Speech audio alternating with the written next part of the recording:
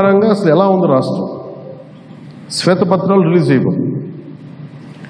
ఆర్థిక పరంగా ఎంత బలం, ఏ పరిస్థితిలో ఉంది, ప్రతి డిపార్ట్మెంట్లో ఎంత డబ్బు ఉంది, ఏ డబ్బులు ఉన్నాయి, అసలు ఏమైపోయినట్టు. ఉదాహరణకి పొద్దున ఏదో రివ్యూ చేస్తూ ఉంటే నారాయణ గారితో మాట్లాడుతూ ఉంటే ఏ పరిస్థితిలో ఉంది చెప్తాను.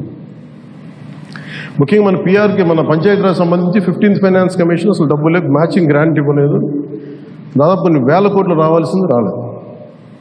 ఇప్పటికి ఈరోజు కూడా కూర్చోబెట్టి దాదాపు 1800 కోట్లు అనుకుంటున్నాను.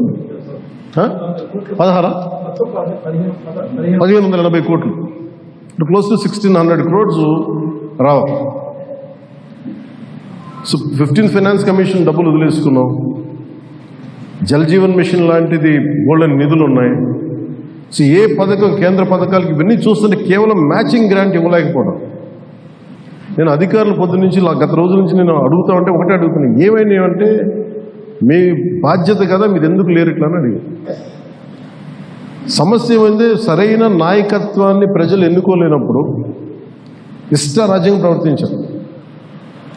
దానికి పర్యాసావనమే మనం అనుభవిస్తుంది ఈరోజు. నేను మీకు ఒక రెవల్యూషనరీ విప్లవాత్మకమైన మార్పులు తీసుకురావాలి ఆంధ్రప్రదేశ్ విధి విధానాల్లో కానీ, ప్రభుత్వ విధానాల్లో కానీ.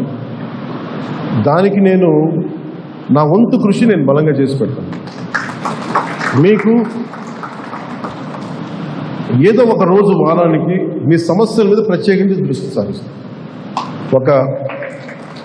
అంటే ఈరోజు కూర్చుంటే ఒక నెల రోజుల్లోపు నాకున్న సమయంలో, అందుకే నెల రోజులు అంటే అది 2 వారాల్లో కానీ మీరు చెప్పండి, నాకు ఇంత టైం పడుతుంది, ఒక్కొక్క వింగ్ని అర్థం చేసుకోవాలి. ఇప్పుడు మీరు చెప్పారు ఈ ఫిట్